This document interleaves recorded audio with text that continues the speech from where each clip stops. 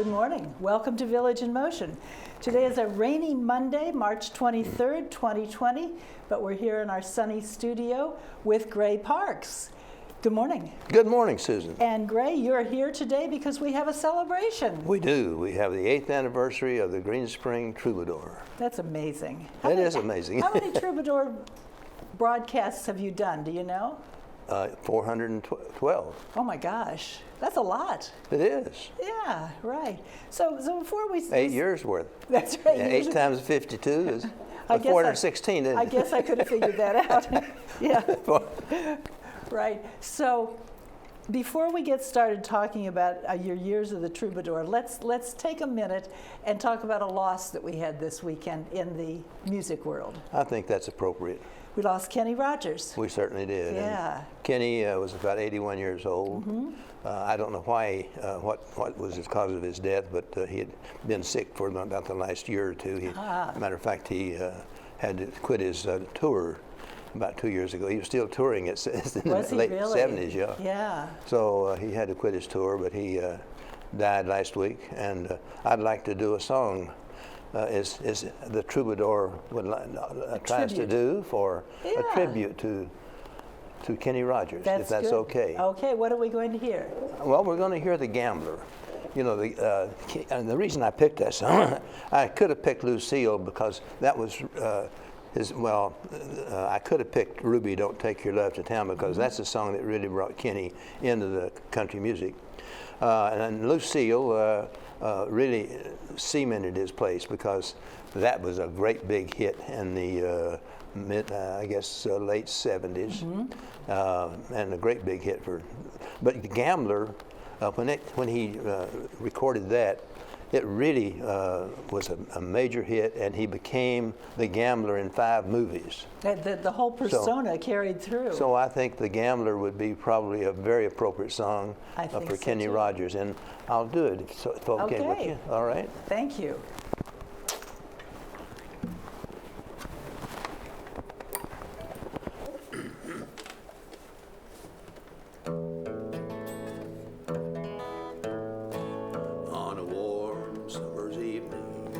On a train bound for nowhere, I met up with the gambler. We were both too tired to sleep, so he took turns of staring out the window at the darkness. The boredom overtook us, and he began to speak. He said, "Son, I've made a life out of reading people's faces, knowing what the cards were by the way they held their eyes. So if you don't mind me saying, I can see you're out of aces. For a taste of your whiskey, I'll give you some advice." So I handed him a bottle, and he drank down my last swallow. Then he bummed a cigarette and asked me for a light. The night got deathly quiet, and his face lost all expression. He said, "If you're gonna play the game, boy, you gotta learn to play it right. You gotta know when to hold 'em, know when to fold 'em, know when to walk away, and know when to run. You never count your money while you're sitting at the table. There'll be time enough for counting when the dealing's done." Now every gambler knows the secret to surviving is knowing what to throw away and knowing what to keep. 'Cause every hand's a winner and every hand's a loser. The best that you can hope for is to die in your sleep. And when he finished speaking, he turned back toward the window, crushed out his cigarette and faded off to sleep.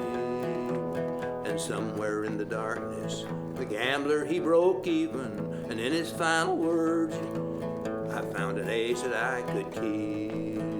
You gotta know when to hold 'em, know when to fold 'em, know when to walk away, and know when to run. You never count your money while you're sitting at the table. There'll be time enough for counting when the dealing's done. Thank you very much. Well, you're welcome. That is a wonderful song, and I really enjoy all of your music in that it's always easy to understand the words. Well, you try to make sure that people can understand That's the right, words. especially with a story. Well, that was a Kenny Rogers kind of signature to do story songs. That was, Yeah. Yep. Well, he did some others. The Coward of the County, for example. Yeah. Well, I thought that was a great That story was a good song, one. and I've done that at least once on my Troubadour program. Good. Yeah. So where did the Troubadour come from? How did the Troubadour get started? Well, it was sort of a figment of my imagination. Okay. Having been in the Army, I really, every time I'd well, let's just go back a little. I learned to play the guitar when I was about 12 years old. And Did you take lessons? No, I got a book. Matter of fact, I got a Gene Autry songbook, and I was able to get the same Gene Autry songbook from Amazon a couple, 3 years ago. Oh, wonderful. An old Gene Autry songbook. So I used that, but I used a book that showed me the chords and simple songs, and that's the way I learned. It was difficult, as I recall. Yeah. And it hurts your fingers. Yeah. Until they get a little You have callus on them, calluses on and there's a callus right there. So you were how old? You were 12. About 12. I don't know whether it's 11, 12, 13, but it's right in that. I think it might have been about 12 because I went to high school at 12, and I think I was learning to play the guitar before I went into high school. So Did any of your friends play guitar? No. Well, my uncle played the guitar, and he didn't have time to teach me. We lived far enough apart that I couldn't get lessons from him. Yeah. But he would help me whenever, and he would come out and tune it up every once in a while. That's nice. Which was difficult. Yeah, because if you didn't, you had no way to tune it yourself to know exactly what was right. The way we tuned the guitar was you'd get the E string, the bottom string, tighten it up where you sounded all right, and then there's a way of tuning that you. Press your finger here, and those sound, and up. So that's the way you tune it. And I guess part of it is you have to know what you're listening for too, because someone without an ear for music wouldn't hear what was right or wrong.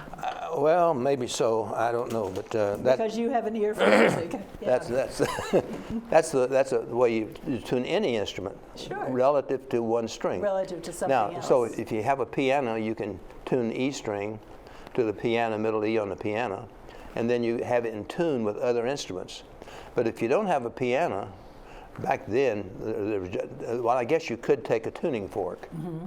And that's the way a lot of people tuned a lot of people, but I had no idea of a tuning fork or whatever, but my uncle taught me to do the relative string there. Good.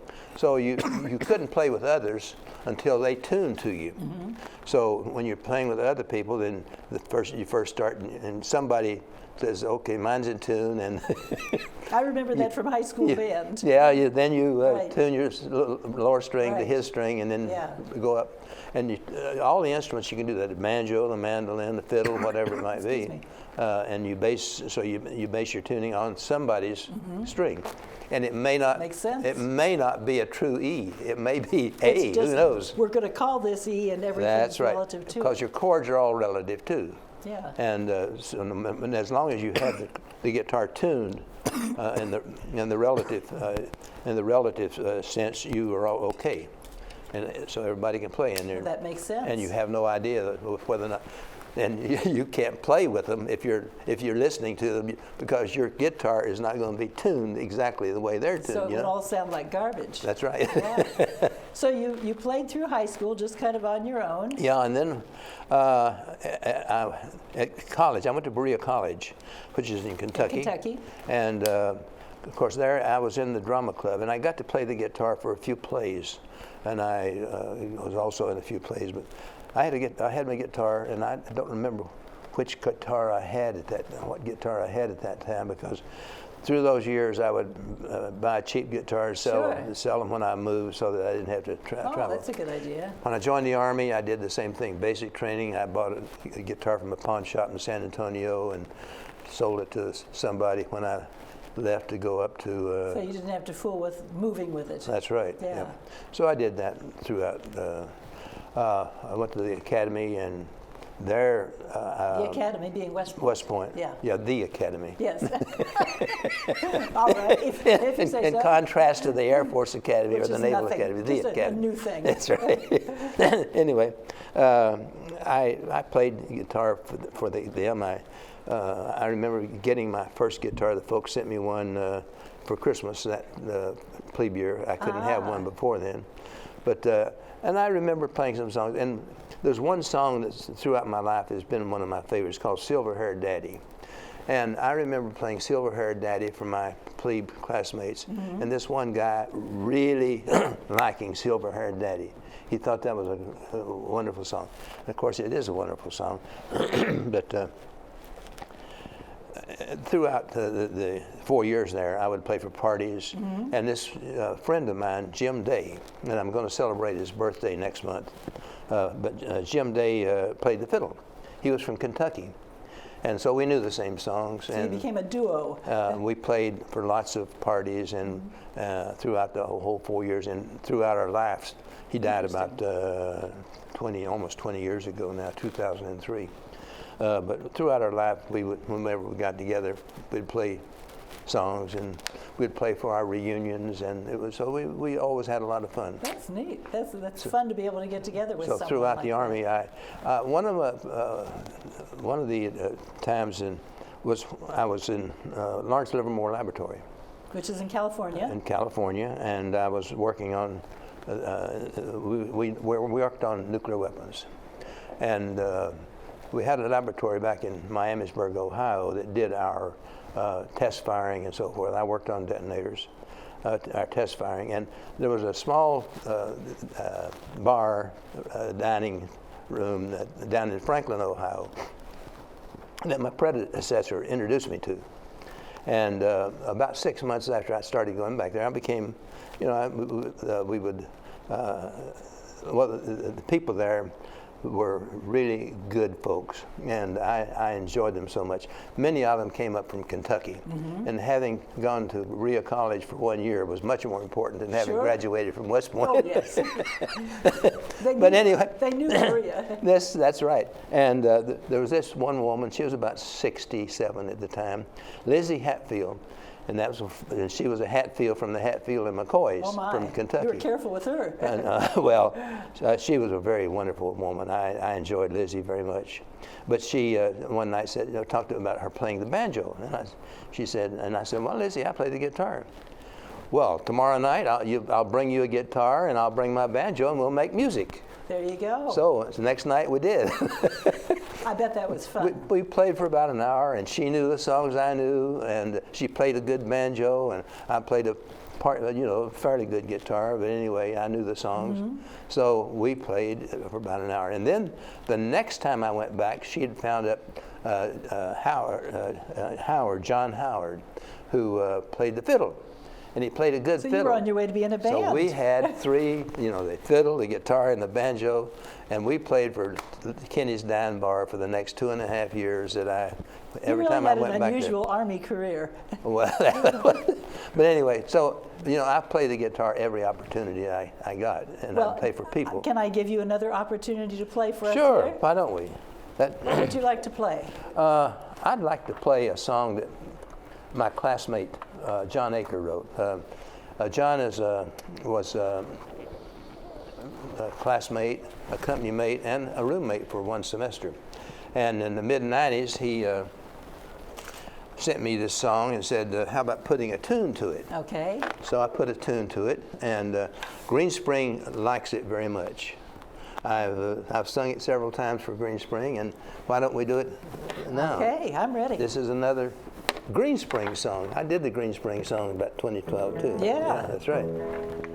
When the worries of the world weigh us down, me and my baby head across town to a little place the other side of the tracks. They got beer in pitchers and a lot of free snacks, but the biggest attraction of all is the menu pinned up on the wall. down to the Roadkill Cafe. We make our getaway. We're gonna sit down and dine on the possum and wine at the Roadkill Cafe. Now Charlie the cook knows just where to look to find the kill of the day. Where Route 20 meets Old Sycamore Street, the squirrels all meet to play. And over the hill at John Henry's still, groundhogs get high on sour mash. They get squashed like a toad when they dash across the road, but they're still pretty good in the hash. Down at the Roadkill Cafe, get good value for what you pay, with a woodchuck fajita or a squirrel and a pita from the Roadkill Cafe. Now Mavis the boss makes a fine dipping sauce out of raisins and rum and lime jello. Take a bit on your plate, it really goes great with strips of grilled armadillo. And on the back wall she gives notice to all who try the skunk pile of mold. If you chew on some asphalt, it's really not our fault. It's just flavored bits from the road. Down at the Roadkill Cafe, try our kill of the day. You and your honey try run over bunny from the Roadkill Cafe. Now head waiter Dan does all that he can to keep fresh meat in the pot. I got a snicker at his bumper sticker. I break for critters not. With a bricklayer's trowel, he'll scrape up a fowl and serve it next day in a stew. And that 7-foot snake he picks up with a rake will end up in reptile ragu. Down at the Roadkill Cafe, chase all your blues away. Get your very best girl to fillet of squirrel at the Roadkill Cafe. All right. That's a great song. I think I would have liked your friend who wrote that. And I'm sitting here thinking how much my brother would like that. So I may need to give him the address to see this show on YouTube so he can hear that song. There you go. Good idea. He would love it. Good. Your brother like country music? He likes country music. He likes bluegrass like you do. He plays the banjo a little bit and the guitar a little bit. Yeah. Very little. He doesn't practice a lot. Well, that's a good song. Just attribute it to John Aker. Song. Huh? Yeah, that's a good one. I like that. Good deal. So let's jump forward because our time is flying by. Doesn't it fly always? Yes, right. So how did you become the Greenspring Troubadour at Greenspring? It wasn't easy. You see, we watched these 15-minute, or listened to the 15-minute radio shows back when I was a kid. Sure. And I always thought when I was playing guitar, what a wonderful thing it would be to have a 15-minute radio show. Your life would be complete. I never got the opportunity to do that. And then I remember on a trip to Norfolk, and I woke up one morning and on the television there was this guy who had a 30-minute television show. I said, gee, wouldn't it be wonderful to have a 30-minute television show where you could just, local? And so when I came to Greenspring and found that we had Channel 6 and they did programs, I said, wouldn't this be a wonderful station to have a 15-minute program? Your dream come true. And not every day, but maybe once a week. Right. Because every day would really get old, but I think very fast. Well, so, I don't know about old, but it would be fun. I began to work on that. I was a member of the chorister, so I would take my guitar down every practice, every week. Okay. I'd play a couple of songs before we started practicing. Kind of get them to humming. Well, the object was I needed confidence because to play this kind of program regularly, I figured I really needed to make sure I could play for groups, that groups would accept me and so forth. So what better than to sing for singers? Right. So I did that, and I did it for 2 or 3 years. But I did it after I became the Troubadour too. But anyway, I also became a member of the West Point Alumni Glee Club, and I became that because in 2011, when they came here to sing, I talked to Michael Jantz and said, Michael, this group is coming here, and I wrote a West Point song, the history of West Point in terms of people and events, and I'd like to sing that before they start singing, like I do for the choristers. Sure. And he says, well, you know, it's a professional group, you've got to be good. And I said, well, I'll be as good as I can, you know. You're a West Point graduate, you're a West Point graduate, and they were telling you weren't good? When they approached the club, they said, well, have him do it at the intermission. Oh, that's even better, because now we don't have people coming in, but we got everybody's attention. Right. So I did my West Point song for them, and the club was standing in the back, and they invited me to become a member of them. Ah. So now I'm... You passed the audition. And I'm learning to sing better, because I'm learning to sing in the choristers, and I'm learning to sing with them, which has helped me. Until then, you'd just kind of been on your own, mostly. But I'm still singing, I'm playing. So I finally got up to the confidence, and I had thought about these 15-minute shows. I finally got up to confidence. Went to Marcia Dake, because Marcia had interviewed me on the Who's Who program, and I thought Marcia, and she had a desk sitting right over there, and I said, Marcia, I've got this idea of a program for Channel 6. What do you think about it? And she liked it. Remember, she got her doctorate from the University of Kentucky. Oh. So she says, that's a good idea. Let's go talk. You trade on the insiders, don't you? I try. So let's talk to Diane about it. So we came over and brought my guitar, and Diane says, well, can you play Ring of Fire? And I said, well, yeah, I think I know it. It was one of my favorite songs. So I played Ring of Fire for Diane, and she says, well, it looks like you know what you're doing, so let's try it. Okay. And that's how we got into the Troubadour. So how do you choose your songs for each week? I do it by taking the Country Music Hall of Fame, those members who are in the Country Music Hall of Fame, and I take their birthdays. And I go into the discography and look at the songs, and if I know one, or one that's a number one, I pick those songs. Okay. If I don't like a number one that they've done, I'll pick another song that I like. But anyway, that's the way I mix up the authors, the people, the stars that I sing for, by their birthdays. And I tell you something about each of the stars when I sing their songs, so that you know who it is, what they've been through, you know, where they stand in the country music world, how many number one hits they've had, and all that sort of stuff. So you do how many songs each time for each show? I'm sorry? How many songs do you sing? 4. I sing 3 for artists, and then I sing what I call a song of inspiration.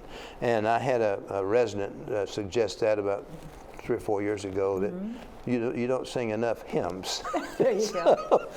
So when you do these, when you record them, then your daughter helps? Do I understand that right? I'm sorry? Your daughter helps with the show? She's very essential in this Troubadour world, because she helps me when I do a concert over at Garden Ridge once a month. Oh, that's She comes over. I have my own amplification system, so we drag it over and get set up. So, and I play for the people on Rose Court 3 once a month. I didn't do it this past month because of the virus, but I've been doing that for 7.5 years. I bet they really enjoy it. They do. It's some are very enthusiastic, and most of them are not. Well, they may be taking in more than you realize. They'll applaud, and it looks like they're sleeping, but they'll applaud. You know. Yeah. Sometimes I'll get them to sing along with me. They like. She'll be coming around the mountain, working on the railroad. This land is your land. You are my sunshine. I play those songs every all the ones they can hum along to. Or sing along, Yeah, that's right. Or sing along to, right. Yeah. We're running out of time. Can we have one more song? Yep. You got 3 minutes? Oh, we do. Good. Just. Well, this is another Greenspring favorite, and this is a Johnny Cash song. Johnny Cash did it in 1974, toward the end of the Vietnam War, and he was kind of concerned about the country, and he did Ragged Old Flag. I walked through a county courthouse square. On the park bench, an old man was sitting there. I said, "Your old courthouse is kind of run down." He says, "No, it'll do for our little town. I said, your old flagpole has leaned a little bit, and that's a ragged old flag you got hanging on it. He said, have a seat, and I sat down. Is this the first time you've been to our little town? I said, I think it is. He says, well, I don't like to brag, but we're kind of proud of that ragged old flag. You see, we got a little hole in that flag there when Washington took it across the Delaware, and it got powder burned the night Francis Scott Key sat watching it while writing, Oh, Say, Can You See? It got a rip in New Orleans with Packingham and Jackson tugging at its seams, and it almost fell at the Alamo beside the Texas flag. But she waved on, though. She got cut with a sword at Chancellorsville. She got cut again at Shiloh Hill. And there was Robert E. Lee and Beauregard and Bragg. The south wind blew hard on that ragged old flag. On Flanders Field in World War I, she got a big hole from a Bertha gun. She turned blood red in World War II. She hung limp and low a time or two. She was in Korea and Vietnam. She went where she was sent by her Uncle Sam, and she waved from our ships on the briny foam. And now they've about quit waving her here back at home.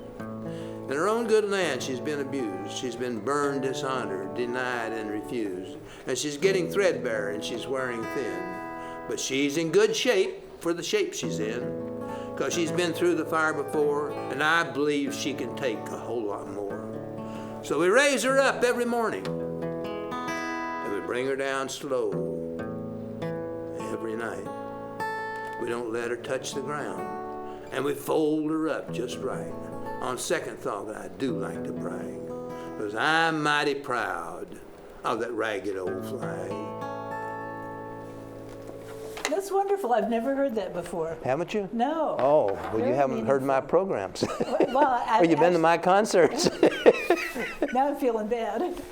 They're telling us we have 2 minutes left, and I wanted to take one of those minutes to thank you for joining us and to congratulate you on 8 years as a troubadour. We enjoy watching it, and I do watch it, maybe not every week. Thank you. Yes, but they're thoroughly enjoyable, and I know you enjoy doing them. Oh, I do very And I'm much. sure everybody enjoys listening. Yeah. But again, my daughter Susan is a great big, she sits in on my rehearsals. I rehearse, I rehearse almost every day, but every weekend she shows up and another daughter shows up.